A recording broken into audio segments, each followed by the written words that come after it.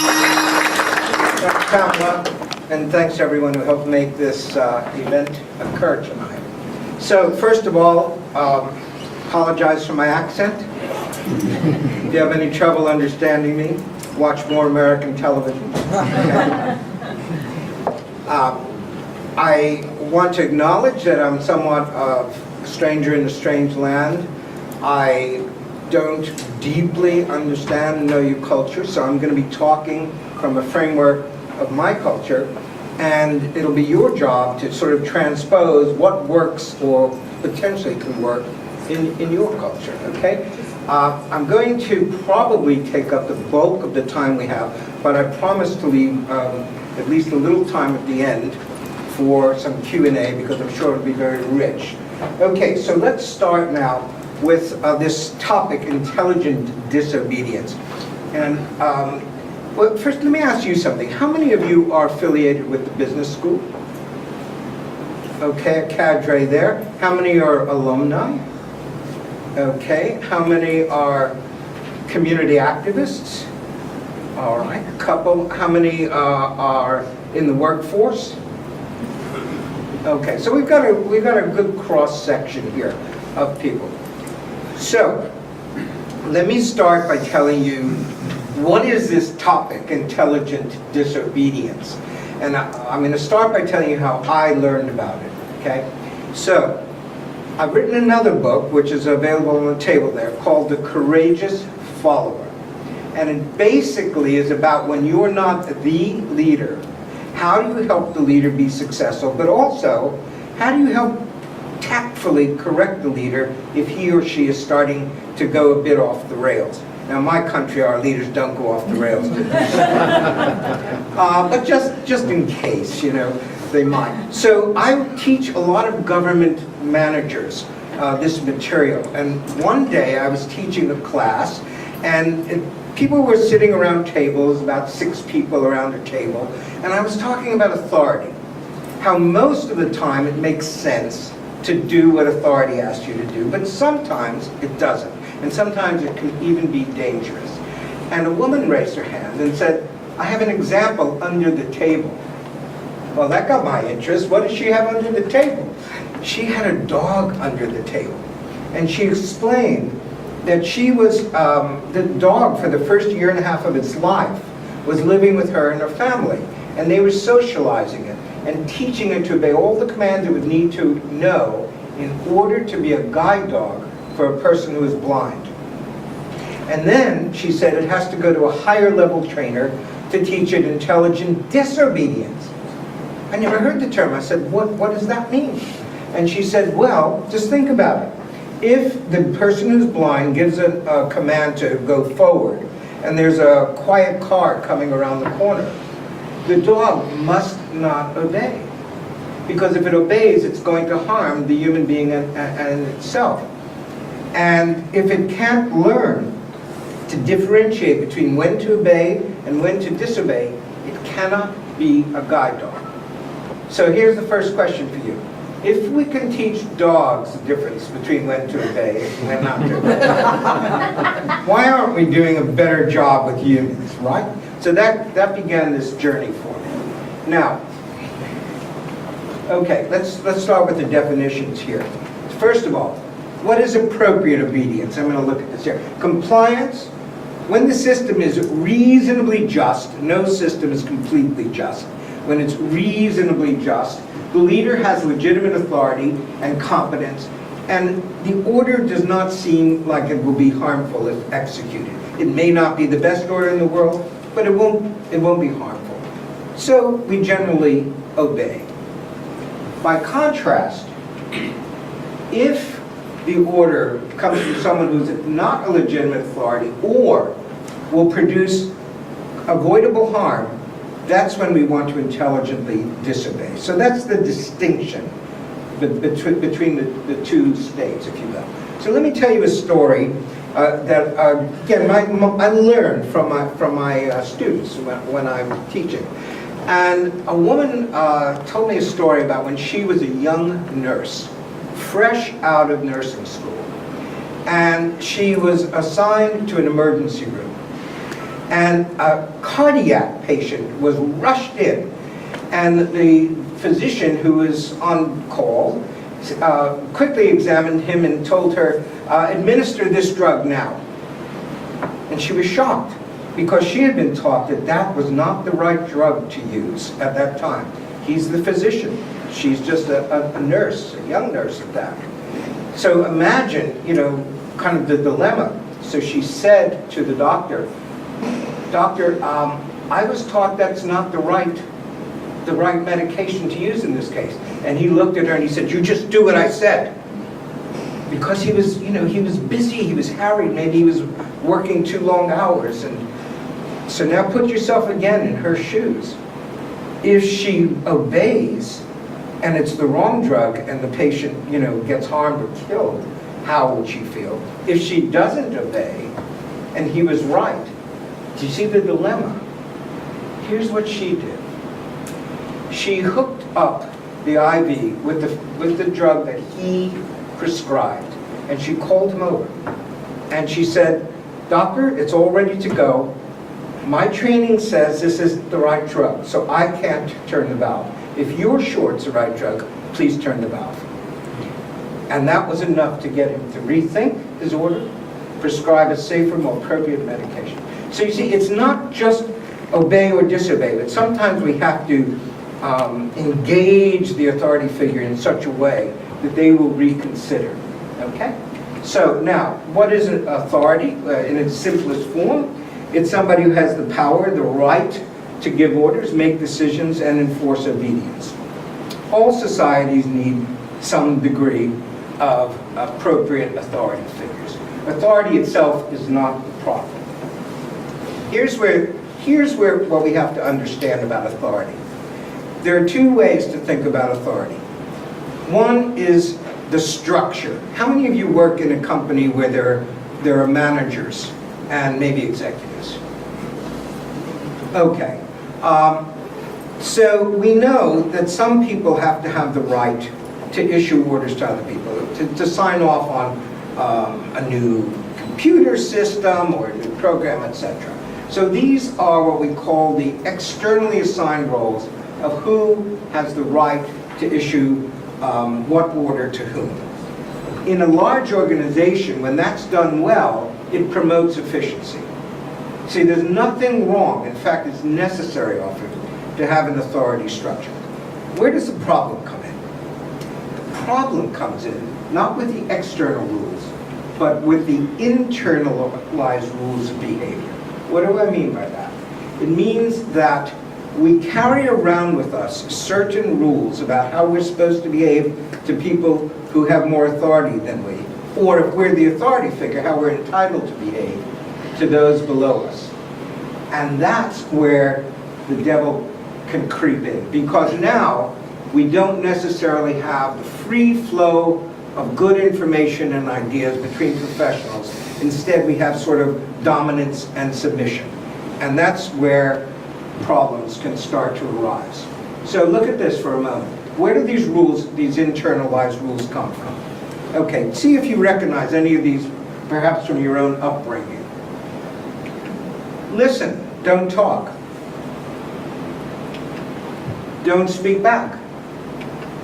Don't correct the authority. Don't cause trouble. If you speak, be polite, don't be assertive. If your idea isn't accepted, don't keep trying to communicate.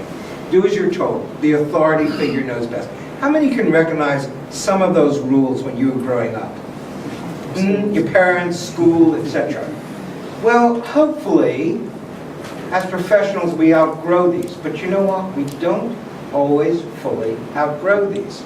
And then what happens is we can be too obedient to authority when we ought not to be. So I'm going to show you a video here that it's humorous, but it's also frightening in a sense. This is from the stage. You're on candid camera. No, you're not, actually. But my first guest tonight is the man who ran those tests we just showed you, where people meekly did things like lie down on the conveyor belt of what they thought was an airport x-ray machine, simply because he told them to. Let's show some more of it. It's pretty amazing. Okay, just leaning forward, hands straight ahead of you. You don't have to climb in, I'll take care of it. Hands straight forward, head down. Here we go, are you all set? Lift your leg just a bit. Okay, put your legs down, legs down, legs down. Here we go now.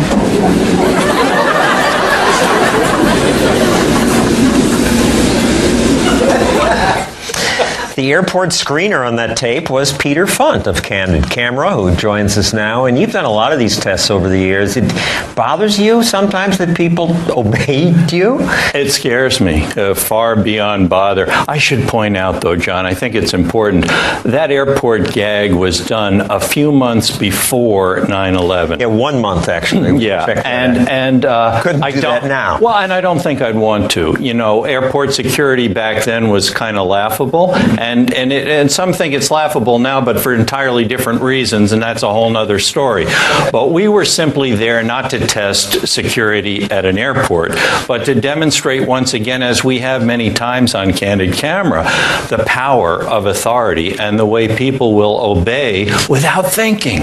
Only one person said, no, I'm not going to go on the belt. We photographed 12 people that day. 11 rolled through that device, which, by the way, was a fake. There were no X-rays. That was just an empty box. But they didn't know that, and they rolled back and forth. One guy said, you know, I'm going to take a bus, and he left.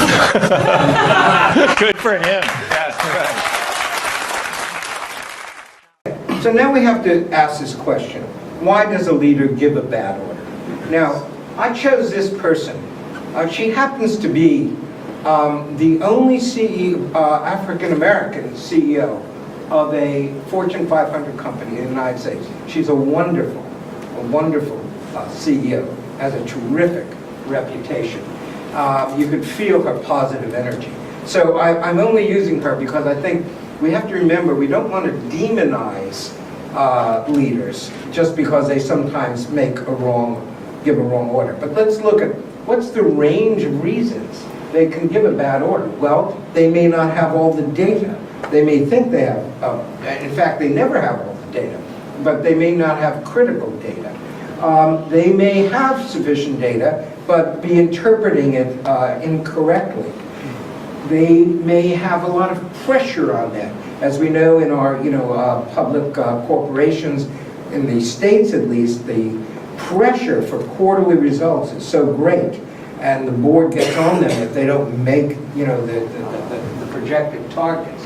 There's a term called normalization of deviance. We saw this in our financial services industry before the big crash in 2008, where everybody started to relax the standards of how you qualified for a mortgage or something like that. And it became so normal that people didn't even realize how much deviance was involved. There can be values conflict. There's always the value to do the right thing, and then there's the operational value. We have to get to market ahead of our competitors, those types of things. And one particularly problematic thing with a very successful political figure or a business figure is that they've been successful, and they start to feel, I can do no wrong. Look, I got here, you didn't get here, so I'm listening to myself. Donald Trump, when he's asked, who do you listen to for foreign policy advice, he says, myself. When he knows almost nothing. So the point being that orders can be given for benign reasons or for ethically problematic reasons that are not good orders. Either way, the question becomes, if we're the one receiving the order, what do we do with it? Why do we obey an order that we do not feel is the right order? So for this, in the book, I go fairly deeply into the famous experiments done by Professor Stanley Milgram in the 1960s at Yale University, where, how many of you are familiar with these experiments, by the way? I'm just curious. Only a few here. They're the experiment, so let me briefly describe it. What he did was he set up this false electric shock machine, and it had 30 switches, and they were numbered 15 volts to 450 volts. And the person who was the subject of the experiment didn't know that he was the subject.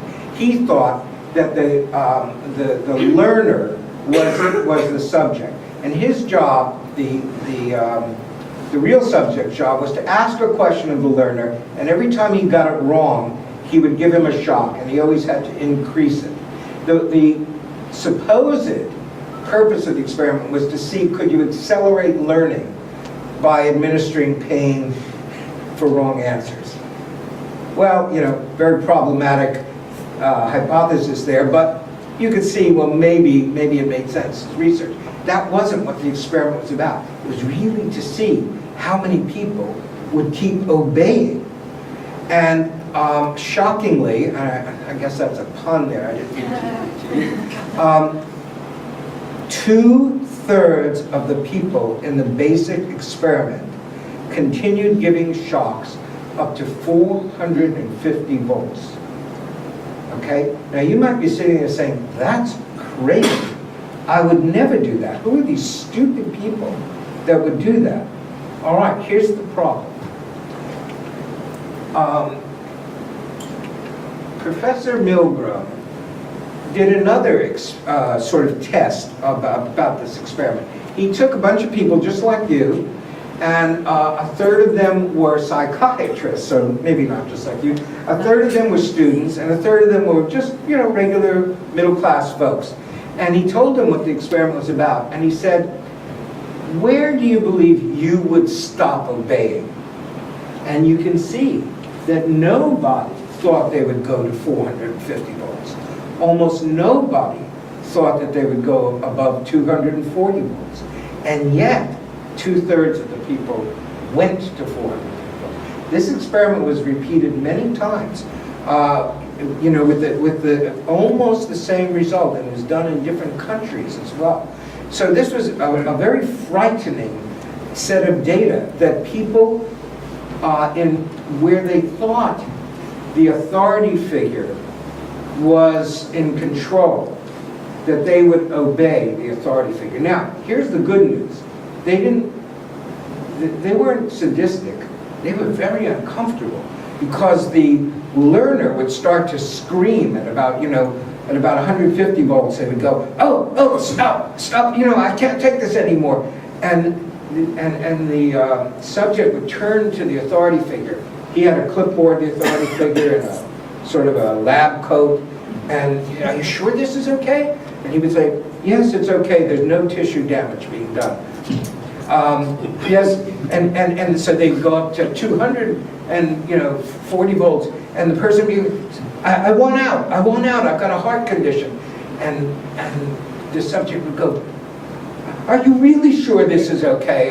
And the authority figure would simply say, the experiment requires that you continue, please continue. In other words, the authority figure didn't have a gun at their head. He didn't control their paycheck. All he had was the symbols of authority. And 2/3 people obeyed. Now, what do we need to learn from this? You could ask the question, what about the third who refused to obey, that stopped? What do we know about them? Well, it turns out we couldn't find out anything. There was no correlation about their socioeconomic condition, their religious background, their educational level. There was none.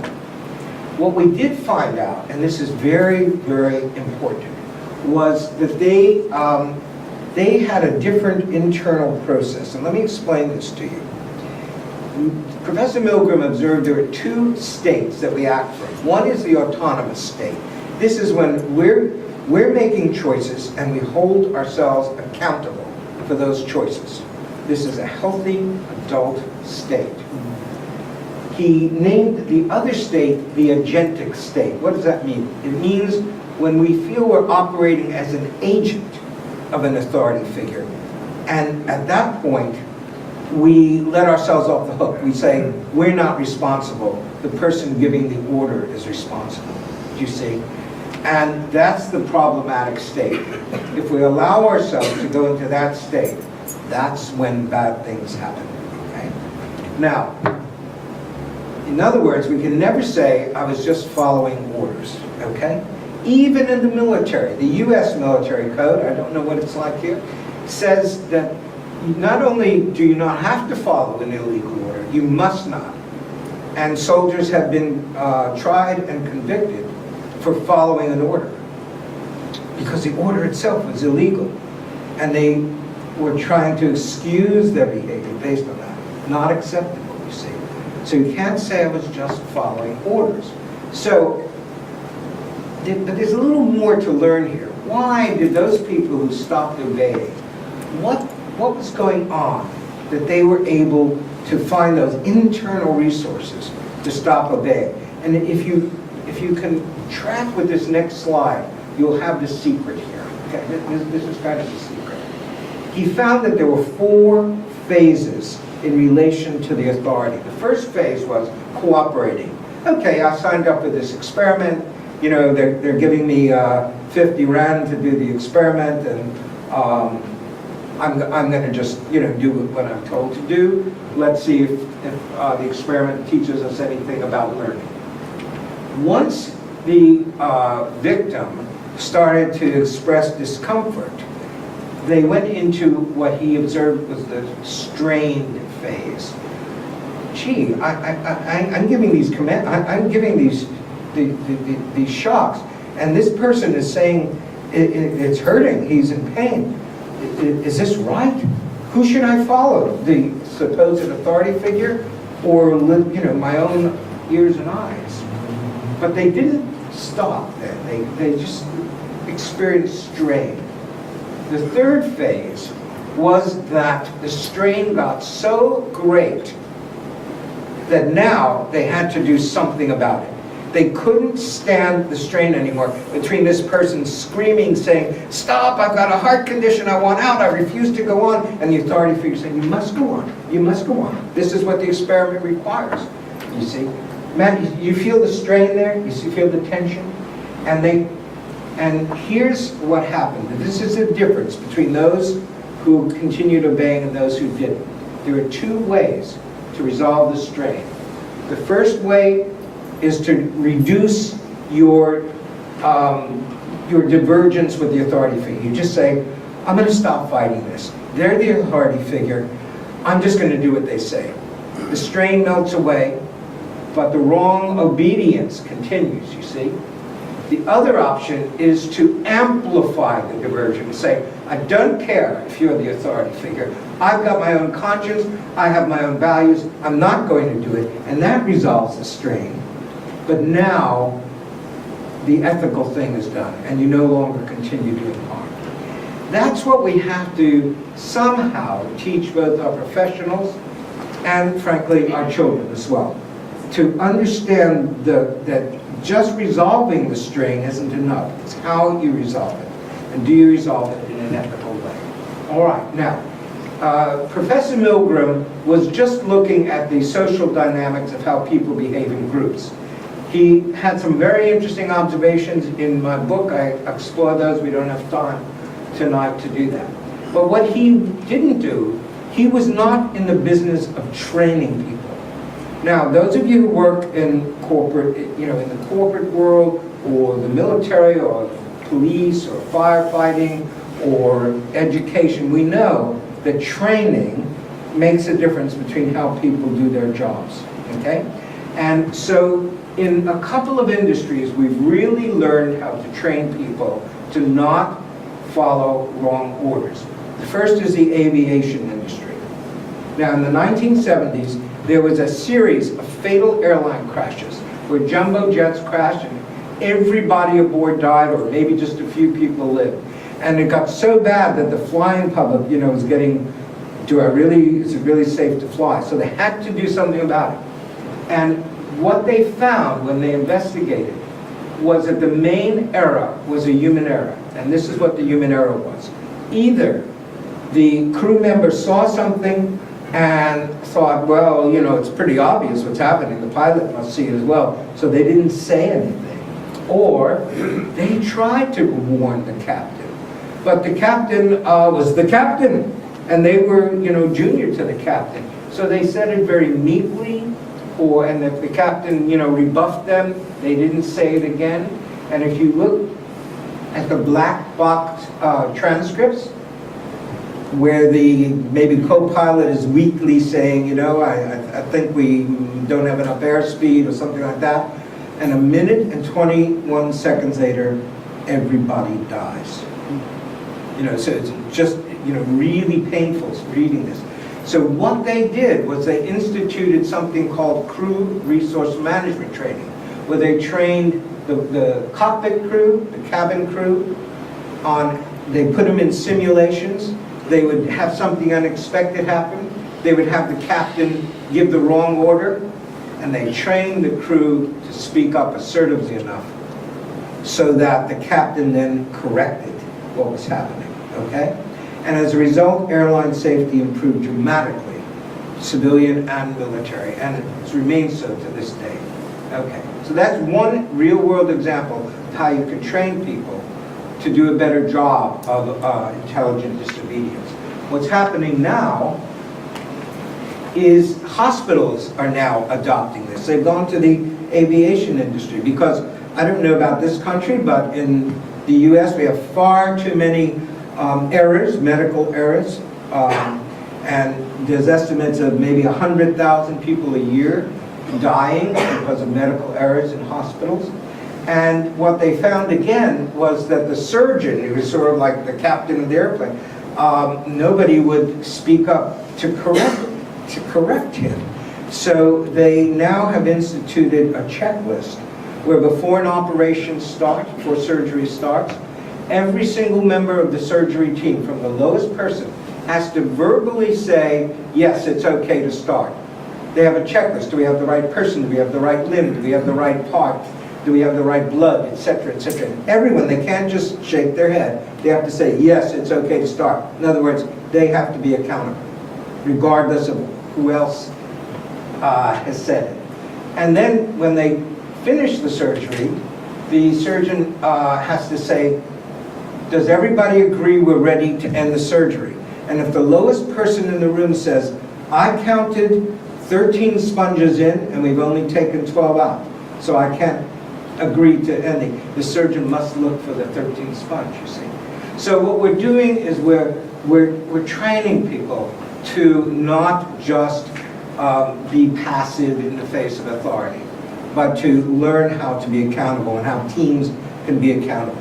How does this apply in business school? We're in a business school here.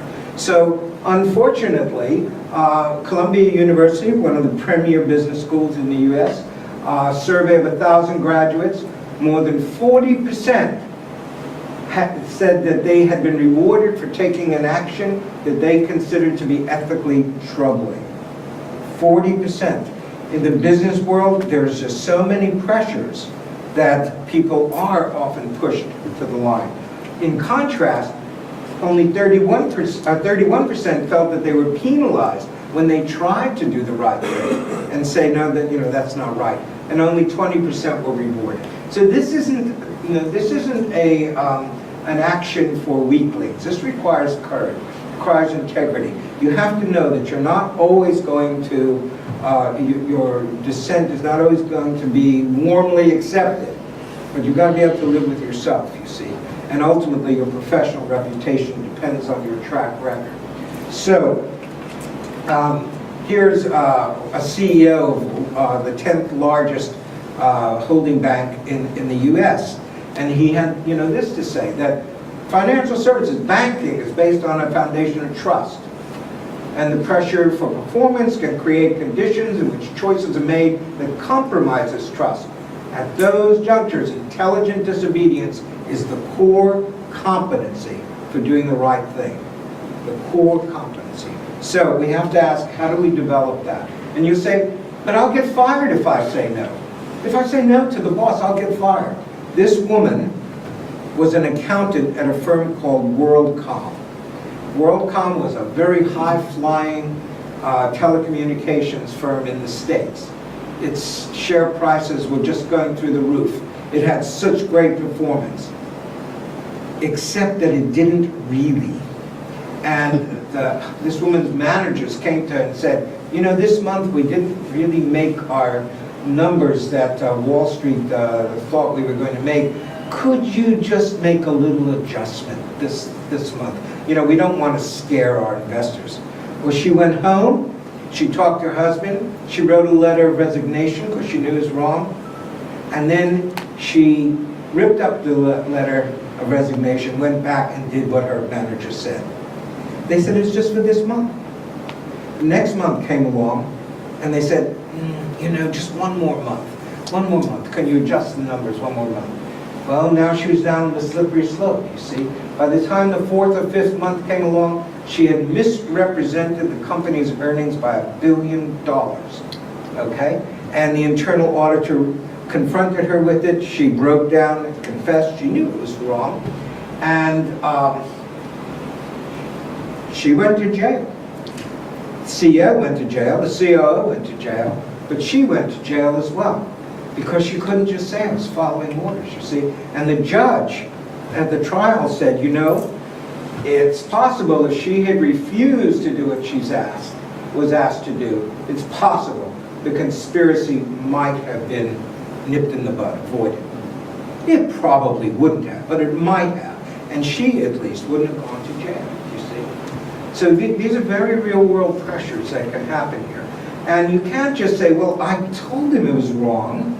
No, it's not what you say, it's what you do. Very high standard here of accountability, okay? So, let's see what we can learn from the guide dog, right? The dog's man's best friend. Do you have that expression in this country? No? Dog's a man's best friend. Well, I'm saying that intelligent disobedience is the leader's best friend, even though they don't know it, right? And what would the guide dog do? Well, here's some of the things the guide dog would do. The dog would observe the risk. Whoa, there's a car coming around the corner. Instead of obeying, it would sort of pause and assess the situation. And then it would resist obeying. And if the command was repeated, forward, it would still resist. But that's not enough. Resistance isn't enough. So it's interesting. The dog is not allowed to bark. Because if they bark, it's confusing to the blind person and it's scary to the people around them. So the dog has to just use its physical presence to not obey. Humans, of course, we can bark, right? You've got a voice. We can say, no, watch out, car's coming. So partly we have to learn how to use our voice in order to intelligently disobey. There's another thing we can learn from guide dogs. Here's an example. I went to the oldest guide dog training school in the United States, and they take the dogs to the train platform, and you know the train is coming in, and the person who's blind says forward, and if the train's here and the door's here, no problem. But let's say that today, for some reason, the train stopped a little short. The blind person didn't realize it, and says go forward, and starts to walk forward. Instead of just disobeying, the guide dog is trained to pull them in the other direction. It's called a counter pull. Well, there might be times when you have to counter pull a boss that you're working for. You see, save them from falling onto the track. The dog also has to be able to find safe alternatives. In other words, let's say they walk to the train station every morning, but this morning there's been a storm, there's branches down, there's wires came down, and it would be dangerous to take the usual path. Well, it's not enough for the dog to just disobey and lead the person there, right? It has to problem solve and figure out how to safely get the team to where they're going. The dog can go under things and jump over things the human can't, you see? So it really intelligently has to figure out a safe alternative. And then, once it's executed that, it can then return the lead to the human. And in a sense, it's taken over the lead.